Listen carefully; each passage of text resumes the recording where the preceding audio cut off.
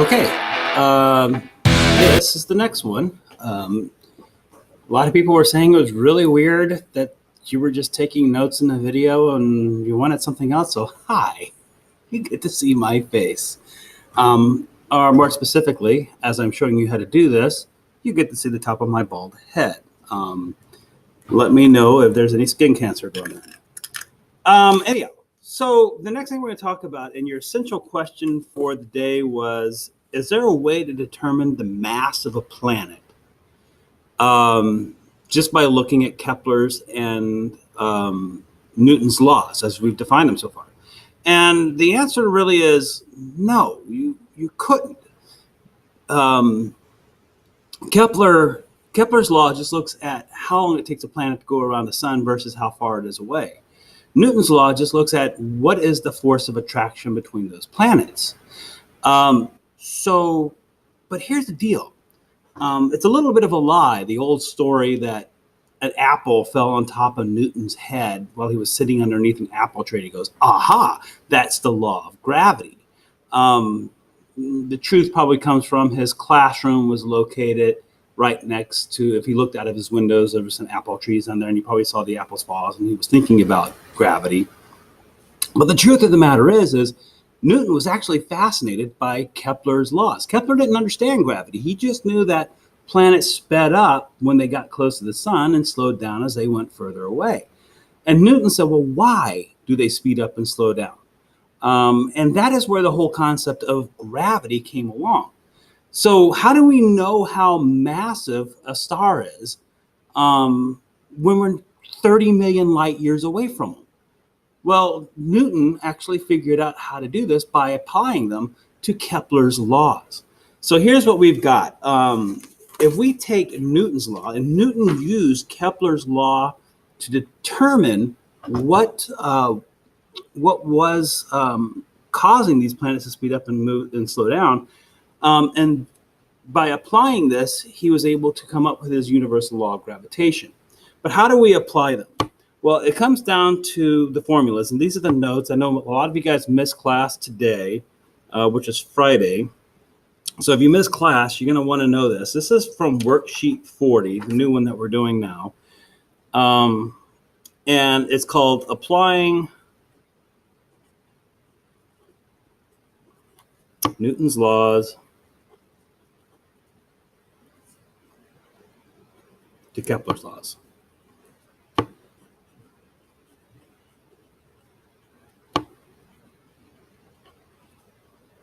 So these are the notes that you need to get from this. So fortunately, I'm going to set you guys up for the people that missed Friday. Here is your opportunity to get the notes that we took in class. Basically, what we come down to, and you'll see a lot of familiarity with this, mass 1.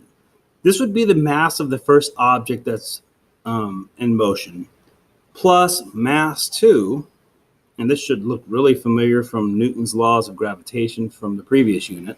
Mass 1 plus mass 2 equals 4 pi squared. And when I say pi squared, whenever you're talking about pi, you know we're talking about something that has a circle, because pi is usually a measurement of circles. 4 pi squared, and we're going to multiply it by distance cubed. How far those two masses are away from each other cubed. And then we're going to divide it by capital G. And if you remember, capital G is the gravitational constant, which is, once again, I'm going to write this down, 6.673 times 10 to the negative 11 Newton meters squared per kilograms squared. All right. And we're going to multiply this by P squared. Now, you'll probably notice that this is Newton's law right here, and then right here, it's Kepler's equation. So basically what we've done is we've combined those two equations together, and from there, we'll be able to determine the mass of what objects are these two masses are right here. Okay, now there's an easy way and a hard way to do it. Unfortunately, I'm going to do the hard way first. Okay, so the hard way is going to be And what I'm going to do is I'm actually going to take this from question number 1 in your guys' workbook. And let me just put this down here. Question number 1 in the workbook. So I'm going to actually do this equation for you straight up. I'm going to do it the hard way first. I'm going to do it the easy way second. The easy way is my expectation that you guys get with the answer. So it says observing a star 30 light years away. Now I'm going to tell you straight out right now that 30 light years away means nothing to the equation. All it's telling you right now is that that star is really far away. It's taken light 30 years to reach the Earth from that star. That's how far it is away. So an observations of a star 30 light years away says that it's been orbited by a planet once every 1.5 Earth years. So in other words, once every 1.5 years on the Earth, we see that this planet goes around that star. It was also calculated that the distance of that star was 1.75 AU. Remember, AU stands for astronomical unit, which is the average distance from the Earth to the Sun. So it's about 1 3/4 the distance away from that star that we are from our star. So it's a little further away from the Sun than we are. Now what it wants to know is what is the mass of the star in solar masses? Now, right away, you might notice that it doesn't give me all the information I need. It only gives me one mass. It gives me the period and it gives me the distance. It doesn't give me any masses. So I've got 2 masses I have to figure out. I'll explain what's going to happen with that towards the end of the formula. All right. So here we go. I got my calculator right next to me. And what I'm going to do is I'm going to start figuring this out. This really is just math. Mass 1. So remember, M stands for, in this case, the mass of the star. This is star. And this stands for mass of the planet. Okay, that's going to become really important later. Just know that mass, M1 stands for mass of the star, M2 stands for mass of the planet. D and P is the distance from the planet, the star is from the planet, and the P stands how long it takes the planet to go around the sun. So mass 1 plus mass 2 equals 4.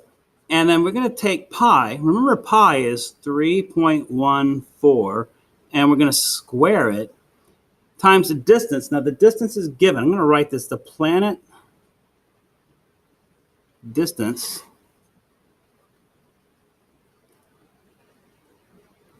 is 1.75 AU. And the planet, not the plant, the planet, period, was 1.5 years. Okay, so 1.75 the distance. So that's what we're trying to find out. So we're going to multiply this by the distance cubed. So 1.75 AU cubed. Okay, I've discovered that, like Kepler's laws, just go ahead and leave the units off on this. Understand that we're just solving for mass in the end. These will be in kilograms. All right, G, that's your gravitational constant. We already know what that number is, 6.673 times 10 to the negative 11 newtons meter squared divided by kilogram squared. And we're going to multiply it by the period squared, which is 1.5 years. And we're going to square that. I think at this point, you guys should be able to just do this. Mass 1 plus mass 2 equals, and we're going to take 3.14. So here's my calculator. I can type in 3.14, but most calculators have a little pi button on it right there. So I can just go ahead and hit pi. And it says that I'm going to take that pi and I'm going to square it. So I'm going to hit the little x squared right there. And that gives me a value of 9.86. I'm multiplying that by 4 times 4 equals. And so that's going to give me 39. How many significant figures I have? 3. So 39.4 0.47, which would be rounded off to 39.5. And I'm going to multiply that times 1.75, but cubed. 1.75. And on this calculator, I was using the y to the x to get the cubed root of that, or the cube of it. And that comes to 5 point, significant figures 3, so that'd be 5.359. That would round off to 5.36. Okay, so 1.75 cubed is 5.36. Now divide that by that constant again, 6.673 times 10 to the negative 11. And I'm going to multiply that by 1.5 squared, which would be 1.5 squared. That's going to be 2.25. All right, well, let's go ahead. We're going to go on to the next level right here. I'm going to move my paper up so you can see what I'm doing. There we go. And that would be mass 1 plus mass 2 equals 3.5 times 5.36. I'm sorry, 39.5 multiplied by 5.36 should come to about 211, three significant figures, so 200 and I'm just going to say 212. Divide that by, we're going to multiply those two out, 6.673 times 10 to the negative 11. And I'm going to multiply that times 2.25. And that's going to give me a 1.50 times 10 to the negative 10. Excellent. So now all I got to do is take 212 divided by 1.5 times 10 to the negative 10.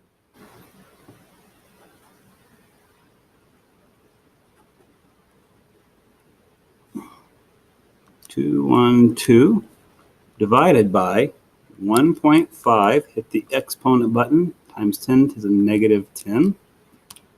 And what that will give me is a fairly large number, 1.41 times 10 to the 12th power, which means this is really like saying 141, 1, 2, 3, 4, 5, 6, 7, 8, 9, 10, 11, 12.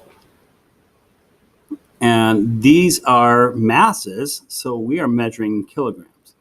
So that's a pretty darn huge mass. That's amazingly large. But what we're talking about, that's an amazingly large mass. That makes sense because we're looking at the mass of a star plus the mass of a planet. Now, this is a little bit of a problem. I haven't solved for anything yet. I wanted to solve for the mass of the star. So how do I get rid of the planet? Well, here's where it gets a little strange.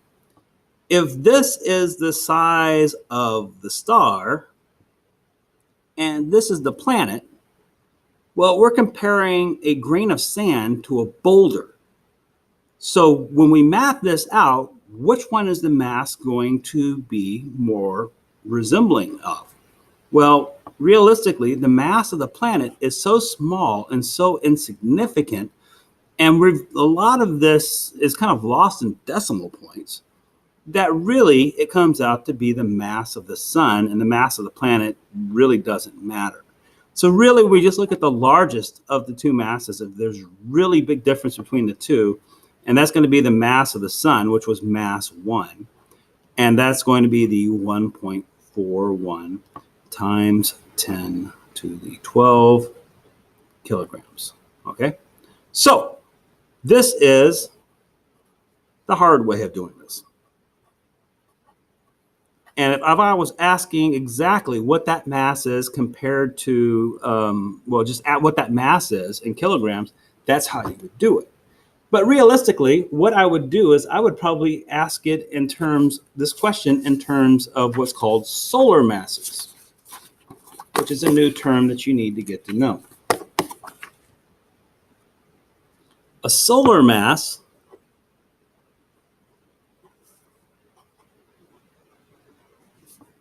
equals the mass of our sun, which means our sun equals 1 solar mass. Okay? So that said, I'm going to take this same formula, same planet, same star and planet, has nothing to do with our planet. Remember, this star and planet's 30 light years away from us. Mass 1 plus mass 2 equals 4 pi squared d cubed over g times p squared. All right, so there's our formulas combined, Newton's law and Kepler's law combined. All right, now because we're still using Earth years and we're using the comparison of how far it is from the Earth to the sun for the periods and the distances, well, we can actually shorten this out to not figure out what the mass of the sun is. We can figure out how big it is compared to our sun. In other words, how big is this star in solar masses? All right. And how we do that is to realize that these constants, since they remain constant, really aren't significant. I can cancel them out. The mass of the planet, remember we said that the mass of the planet was so small and insignificant that it cancels out, which really makes life quite simple for us, because now we have the mass of the sun, which is mass 1, equals, and all this other stuff cancels out, well, the ratio for Kepler's law, d3 divided by p squared. Oh my gosh, this formula is a lot easier, okay? Because now I'm trying to figure out what's the mass of that sun. Note, and this is important, that's why I put a little asterisk by it. This is going to be in solar masses. Okay, so the mass of our sun is d cubed. That's your distance. And remember, the distance is going to be, from our last sheet, 1.75 AU cubed. 1.75 AU cubed. And once again, our units aren't going to really matter that much on these equations. P squared, that's your period, was 1.5 years. And that's going to be squared. Once again, unit's not going to be important, so I'm going to scratch that out. All right, so now the mass of the sun, of that star, I really should say not sun, I should say star, but stars are suns. Mass of star is equal to, well, 1.75 cubed. I'll just do that math again. We did it before. I'll have to look at my last equation, but 1.75, and I want to cube it, comes to 5.36. And the period was 1.5 squared, and that comes to 2.25. All right. So the mass of that star would be 5.36 divided by 2.25. So we do 5.36 and divided by 2.25. And that's going to equal, the mass of that star will be 2.38. 2.3 what? 38 what? Solar masses. That stands for solar masses, which basically says that this star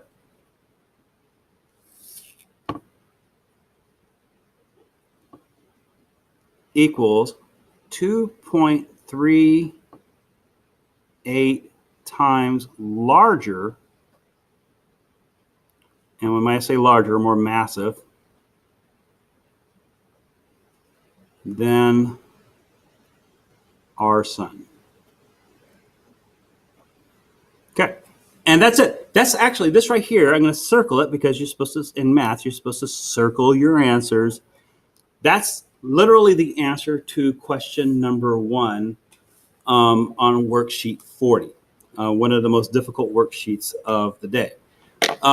Question number 2, you're going to have to figure out the solar mass, but it's the exact same way as question number 1. So you should be able to do that that way. I hope this has been helpful. Be looking out for more videos like this. I hope you guys are using these things, and let me know. I guess you can give me feedback. Do you really like the big head on here? I keep looking off the side because the computer is over to my right. Instead of looking at the camera, I'll work on it.